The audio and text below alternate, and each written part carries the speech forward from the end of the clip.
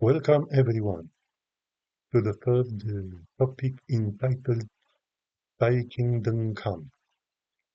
I want to start this presentation with a pre-job safety briefing.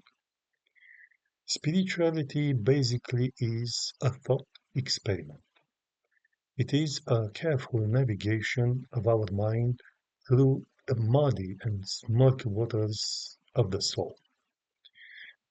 Our soul needs to be healed. It has many hidden scars of sore spots. Some spiritual thoughts could have a positive effect on us, some could injure us. Not all spiritual thoughts are timely. We have to test them carefully and see what kind of effect they have on us and make the needed adjustments. Some spiritual thoughts must be delayed to be approached only when our soul is strong enough to incorporate them. God is both outside and inside of us.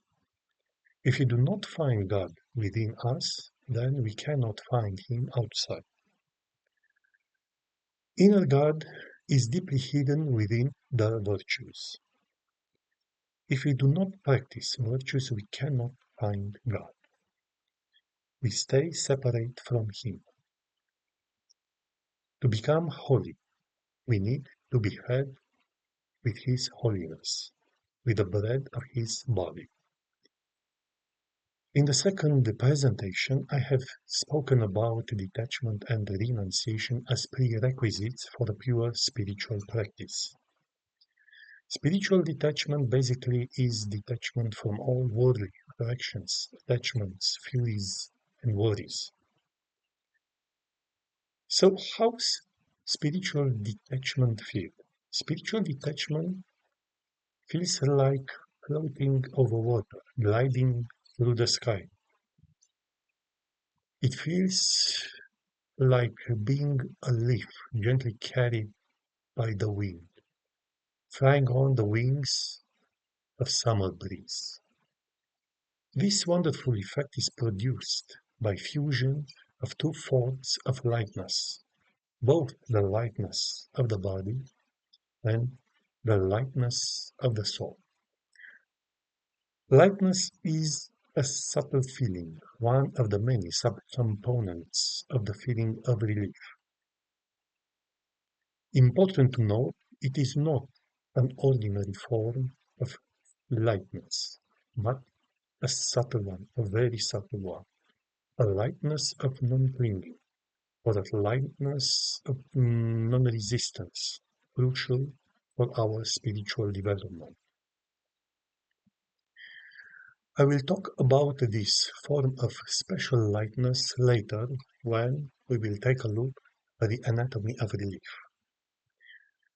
The practice of detachment basically is a purification from the impurities of worldly attractions, the impurities of worldly furies, rages, tantrums, discontents, and the impurities of anxieties. As I mentioned in my previous presentation, the feeling of relief can be pure or contaminated. The worldly attractions, together with our furies and discontents, generate within our continuums contaminated release. On the other hand, anxieties suppress the natural flow of relief within us, thus fermenting the soul. So spiritual work begins with cutting off contaminated relief. In case of the soul being blocked in anxiety, then we face a more serious problem. First, we must re-establish the function of relief within ourselves, whether through spiritual methods or at least through mutual form of relief. I think one of the most effective ways is to reflect on what the kingdom of God is.